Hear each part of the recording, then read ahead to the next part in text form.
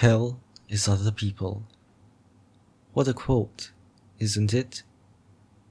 And it's probably more famous than the actual play itself. No Exit by Jean-Paul Sartre. Though that comes with the unintended tendency to misquote it out of context.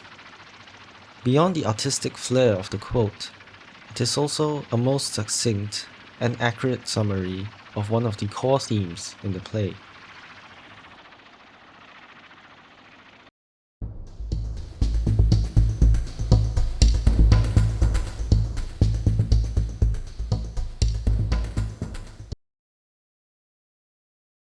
Three characters, Garçon, Inez, and Estelle, are in hell.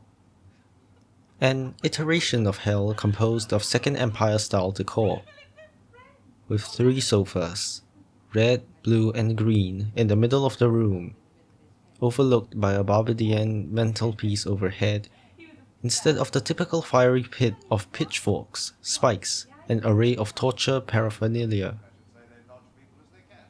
Their punishment, instead it seems, to simply be eternal confinement within this windowless, mirrorless room, and their executors, one another.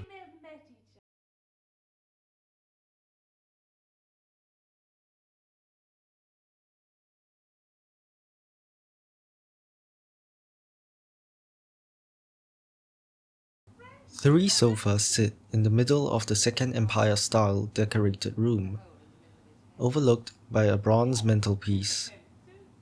There are no windows or mirrors in the room, with all the electricity we want, that keeps the light switched on and running forever. Though a capricious electric bell is also mounted, which works sometimes. Oh, and the door is locked. This is a different kind of hell, one that is clean and sanitized, though equally stagnant and eternal. It makes for a different kind of torture, a claustrophobic oppressiveness that instills a sense of existential dread. The formal decor also acts as a front, just as we shall see the feigned cordiality and pretenses the characters put on at first.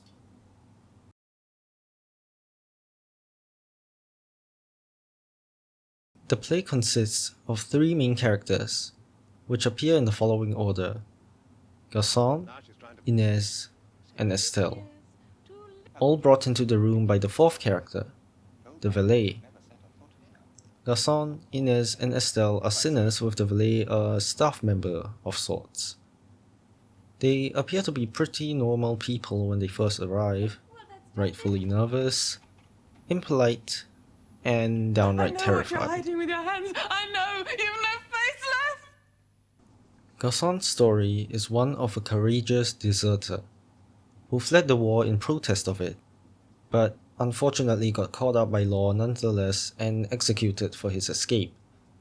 A whole 12 bullets to the chest. Inez is a rather crass and impolite lady who was killed in a crime of passion along with her partner by the gas stove, while Estelle is a sprightly young lady that died of pneumonia, shortly after running away from her husband for the true love of her life. Well, that doesn't sound too bad, because who would be foolish enough to unveil themselves so readily under the sharp, judging, critical gaze of strangers? And this is exactly the punishment, where hell is other people comes into play. For the trio's destiny is just as Inez pointed out, not by chance, but already planned out for them. They shall act as each other's torturer, like in a sort of love triangle. Well, I suppose less so of the love part and more of the triangle. How so? It's already revealed in their order of entrance. It is true that Garçon was a reporter of a pacifist newspaper, and it is true that he deserted and then got caught, hence his demise. It is true that Inez killed and then died out of passion for her lover, even if unhealthy and obsessive. And Estelle's story is also not incorrect, but these remain the politically correct answers, until we finally begin to unravel the further truth in the second half of Scene 5.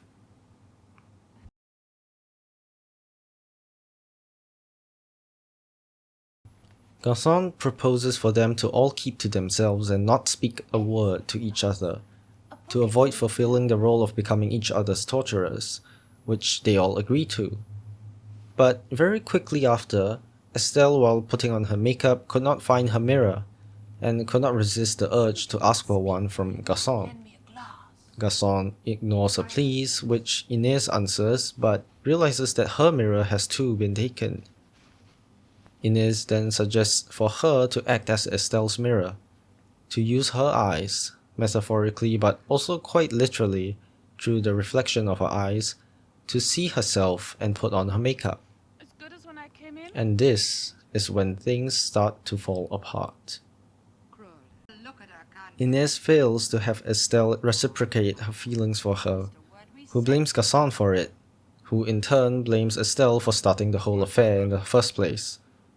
They briefly argue, and thus it begins, as Garçon suggests for them all to come clean about their true history so that he might know who he has to deal with. Garçon is a coward, which is why he fled. He's also a domestic abuser who until now takes pride in the control he had over his wife and that sense of authority, with no remorse for his actions. Inez, to get with her cousin's wife, Florence, led him a dog's life, and when he got ran over by a tram, brainwashed Florence into taking responsibility for his death together with her, reminding her every day of it. And finally, it all ended when Florence decided to take both their lives one night by turning on the gas while Inez was asleep before going back to bed herself. Estelle resisted the truth the most, but she still cracked under the pressure from the other two, spilling that she had an affair with a man in Switzerland while married, and ended up pregnant by accident. She didn't want the child, so she killed them by throwing them into a lake. And the man she had an affair with who witnessed this committed suicide soon after, shooting himself in the face.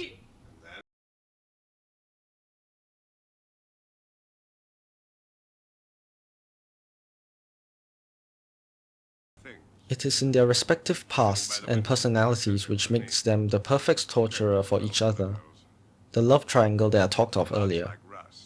Garçon requires someone to justify his actions, just as his wife justified and made real his power and authority over her.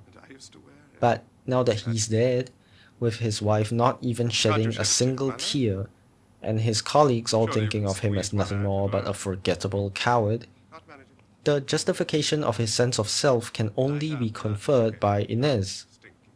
Estelle fawns over him, but she doesn't actually care about his cause, and hence it has to take winning over Inez and getting her approval for it to count.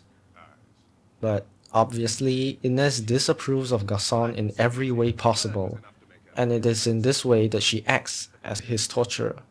Inez, on the other hand, desires Estelle to reciprocate her affection for her, in which Estelle has no interest but instead in Garçon, her prey. In this way, Estelle acts as Inez's torturer. Estelle, as mentioned from before, fawns over Garçon and desires attention from him. But she differs from Inez in that it does not necessitate an intimate relationship, instead simply focused on being praised, looked at, just attention in any manner from a man. Garçon takes no interest in her, but instead more so in Inez for her approval, and in this way he becomes Estelle's torturer. In sum, Garçon desires Inez's attention while Inez desires Estelle's attention, and Estelle desires Garçon's attention, while all having no interest in playing into the role for the one who desires them. And this attention they all vie for is fundamentally entrenched within the theme of perception. Beyond wanting attention for attention's sake, it fulfills an underlying desire to be recognized and have their identities validated by some sign.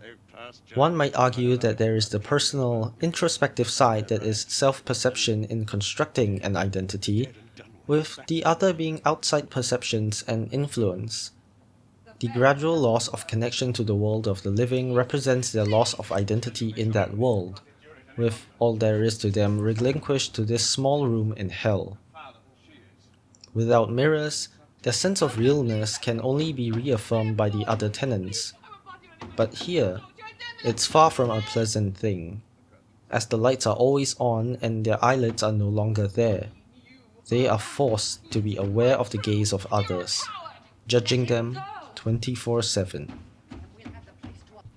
And it's a sort of toxic relationship, as demonstrated towards the end of the scene, when the door is no longer locked, but the physical limitation of no exit has festered into a psychological block that prevents them from leaving each other's presence. Leave, and you will be nothing. You will no longer exist in the eyes of everyone else, nor will you have anything to exist for. Both the self and the external perception will be lost. And thus, they all decide to stay, working on chasing after each other's attention for eternity. Hell is other people, and yet it is a necessary evil.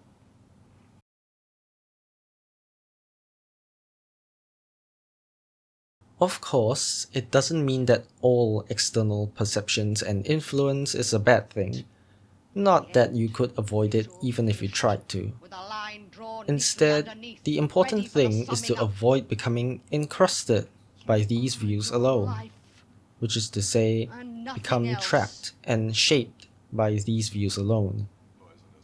Beyond the perception our characters are subject to suffer with, there is also a fundamental issue in their desire for it, akin to wanting to become encrusted. Garçon desires the perception of others, their responses, to be able to have power, instead of relying on his actions alone. Inez desires an obsession from others as her twisted version of love, and Estelle desires to be noticed by others to confirm her own beauty. It's very similar to the point made before about relying on the perception of others to craft one's identity, but the extension here lies in not just wanting or using it as a sort of affirmation of worth, but more like willingly giving someone the full authority to craft a mold for you to fit yourself into, to become encrusted.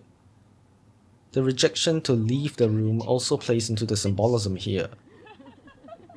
And those who wills themselves to be encrusted are to be sentenced to a fate like hell.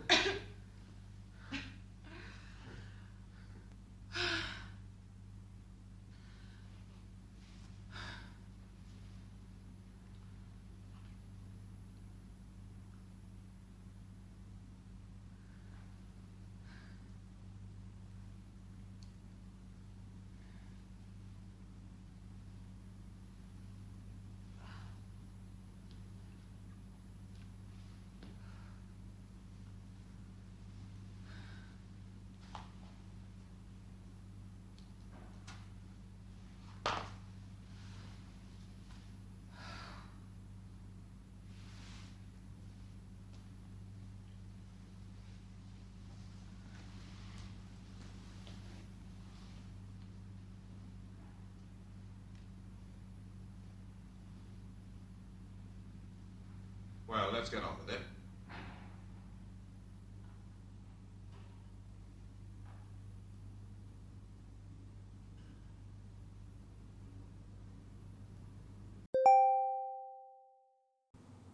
Alright, so that's for the video, but I thought I'd throw in a little something extra just as an update, since I've been gone for quite a while, relatively speaking. So I'm much busier this semester. I am in university or college, whatever you want to call it. And there's a lot more stuff going on, so yeah. The posting frequency might become a lot worse, maybe even one video every half a year or something. I don't know yet, we'll see. I have no intention to quit yet, but it's still a side hobby sort of thing, so I'm prioritizing school, internships, job offers if I get any over this, so hopefully you understand. And yeah, I know I'm barely even a YouTuber right now at my level, but I still wanted to thank anyone and everyone who watched my videos, even if you just clicked in for like 1 minute before you got bored. I think it's still really nice to know that there are people at least interested in the same things that I am. And yeah, that's pretty cool. Yeah, anyway, that's about it for now, and I'll see you soon. Goodbye.